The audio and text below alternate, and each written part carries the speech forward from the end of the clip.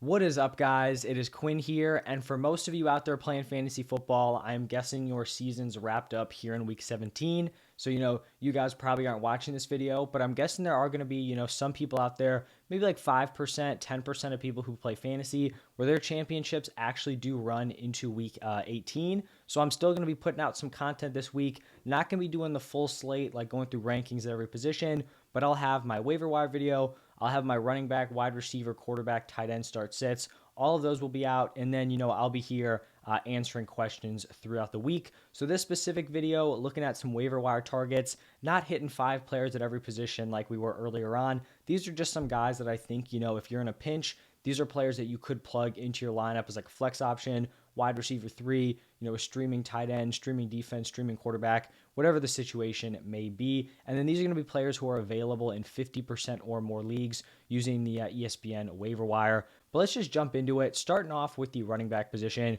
we have James Cook, who's owned in 48% of leagues. Now, he has not played yet this week. He's going to be playing on Monday Night Football, so we don't really know what this split is looking like. I'm guessing it's going to be, pretty close to 50-50. So someone who's going to be a part of a high-scoring offense and play a decent role. And then the second running back is going to be Zach Moss, owned in 44.4% of leagues. Really hasn't done anything crazy, fantasy numbers wise since JT went down, but he has a very solid role in this offense. He took 15 of the 24 running back carries in week 17, and then the matchup is really what's appealing here. Like if this was a neutral matchup, I really wouldn't feel comfortable playing Zach Moss, but because he's going up against the Texans, who have allowed the most points per game to the running back position, it makes me pretty interested. In him at least as like a flex option or like a desperate RB2 play. Now, shifting over to the wide receiver position, we do have some interesting options here, and I'm going to start it off with the Giants wide receiver tandem. We have Richie James, and then we have Isaiah Hodgins.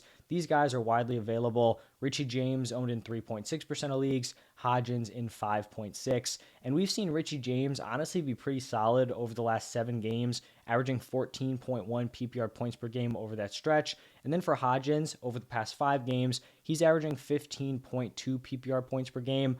Honestly, like seeing these guys ball out, like it's decent for them, obviously, but it kind of just makes me a little sad that we didn't get to see this with guys like, Sterling Shepard and Wan'Dale Robinson, who both suffered season-ending injuries. But these are guys where at this point, you're just kind of riding this Giants offense.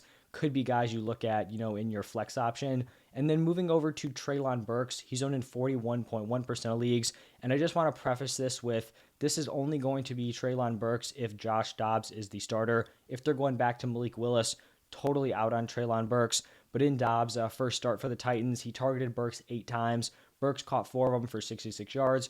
Also added 20 yards on the ground. So if this offense is going to have a decent number of pass attempts, I do think Burks is interesting. And then we have KJ Osborne, who's owned in only 7.2% of leagues. He's honestly been really solid over the last 4-ish weeks, 3 big games over that stretch. His points per game in that 4-game, sample size, 14.8, 31.7, 4.7 was the one down game, and then 18.9 this past week. And then he also has a great matchup against the Bears, whose defense has just been getting shredded every single week. And then the fourth and final wide receiver is going to be Donovan Peoples-Jones, owned in 47.4% of leagues.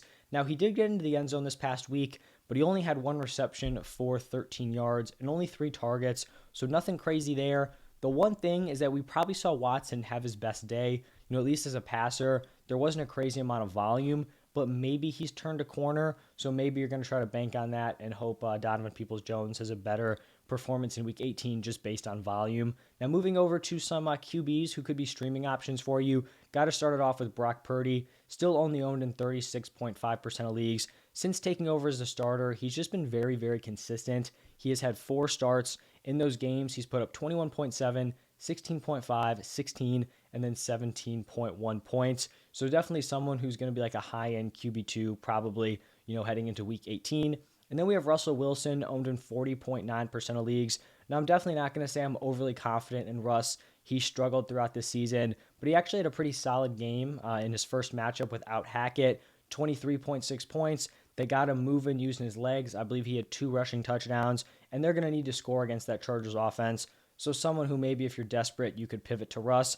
And then kind of just like the wild card here, Jarrett Stidham. Personally, I thought it was kind of a weird move benching Carr. I get why you do it. You don't want him to get hurt, if they're going to cut him. It kind of seemed like a weird thing to do. it definitely seemed like a kind of a tanking thing. Like you didn't really think you would do better with Stidham than you did with Carr. Stidham owned in 0.5% of leagues, and he went out there and kind of lit it up. Hung tough with a very strong 49ers defense, passed for 365 yards, 3 touchdowns, did have 2 interceptions, but also added 34 rushing yards on the ground and 26 fantasy points. He has a pretty solid matchup against the Chiefs, who have been giving up some big games to quarterbacks. So maybe someone to look at if you're in a super deep league and need like a streaming option. Now, pivoting over to the tight end position, I've got 3 players for you. Got to start it off with the Saints tight end duo. First with Taysom Hill, owned in 45.2% of leagues. This is his 4th straight game accounting for a touchdown, whether it's receiving, rushing, or passing for one. Also, over that 4-game stretch, he's put up double-digit points in every single one of them. And then over the last 3 weeks, he's just been getting very involved on the ground, 30 carries over that stretch. So someone whose weekly workload has, continued to grow and is interesting moving forward. Juwan Johnson, owned in 22.8% of leagues. He's a guy who's kind of been known for getting into the end zone. That's how he's been producing. But he actually had a pretty strong game without a touchdown. 7 targets, 5 receptions for 62 yards. And he's put up double-digit points in 6 out of the last 9 games. And then the final tight end, he didn't play this week. He's going tonight. Hayden Hurst, owned in 38.9% of leagues. We'll see what he does coming back from injury. Who knows how he'll perform. And then just a look into some streaming defenses. These are defenses, I'd feel pretty comfortable with plugging into my Week 18 lineup. Colts matchup against Houston. They got shredded today, but the Houston matchup's pretty strong. Only owned in 31% of leagues. We have actually both the Steelers and Browns. They're playing each other. Steelers owned in 43.6% of leagues. Browns owned in 27.1%. Then we have the Dolphins, who are owned in 40.5% of leagues. Don't necessarily love that defense, but it's just up against the Jets, who have, struggled pretty heavily offensively. And then the Bengals, owned in 38% of leagues, going up against the Ravens. This will probably depend on whether or not the Ravens get Lamar back. If Lamar's back, would definitely love that matchup a little bit less. If it's Tyler Huntley, would definitely be interested in the Bengals there. But that is going to wrap it up for my top waiver wire targets. If you guys do have your championships this week, good luck. Go bring home the bag, the championship, all of that. If you're somehow stopping by and you already had your championship, thank you for sticking all the way through. Hope you got the dub. And I guess I'll see you guys next season or throughout the offseason, where I will continue to put out, pretty consistent content. So thank you guys, and I will see you in the next one.